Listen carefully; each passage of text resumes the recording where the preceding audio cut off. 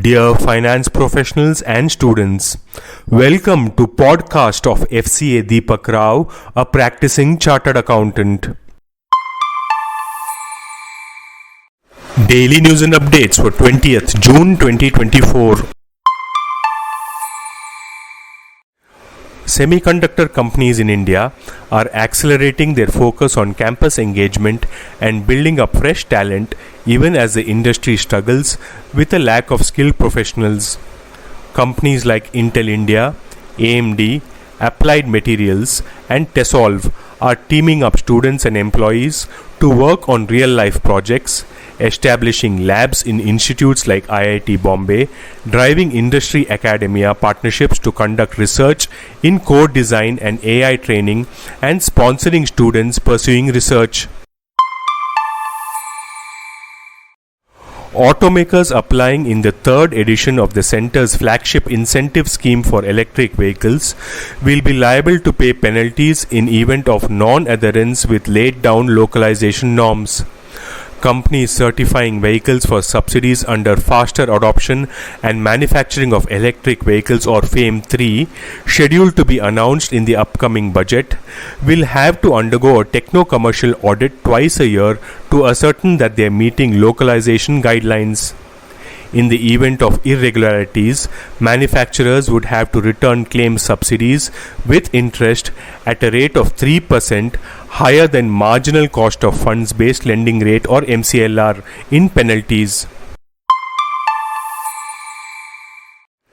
India is the third largest domestic airline market in the world, up from number 5 position a decade ago. The data shows India's domestic airline capacity doubling in a decade from 7.9 million in April 2014 to 15.5 million in April 2024. In reaching the third slot, India has replaced Brazil, pushed to fourth place with 9.7 million, and Indonesia, relegated to fifth in the rankings with 9.2 million. The US with 86.1 million and China with 67.8 million are still far ahead in the game, holding the top two positions.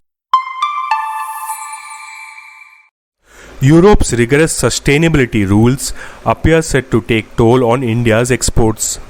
Come January 2026, exporters to the European Union will see an increased compliance burden as the 27-member bloc has mandated that 8 key products entering the member countries must carry detailed information from that date to prove they are sustainable.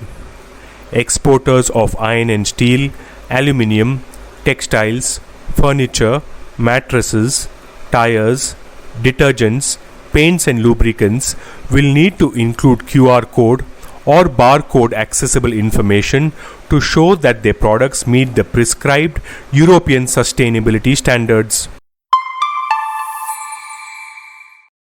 SubPaisa, a payment solutions provider, has received final approval from RBI to function as a payment aggregator under the Payments and Settlement Systems Act 2007. The license will allow SubPaisa to offer comprehensive payment aggregation services to merchants across the country. Since its establishment in 2016, SubPaisa has been offering innovative payment gateway solutions and related products such as payouts and subscriptions. This podcast is sponsored by Sound of CA. We share because we care. Vande Mataram, Jai Hind.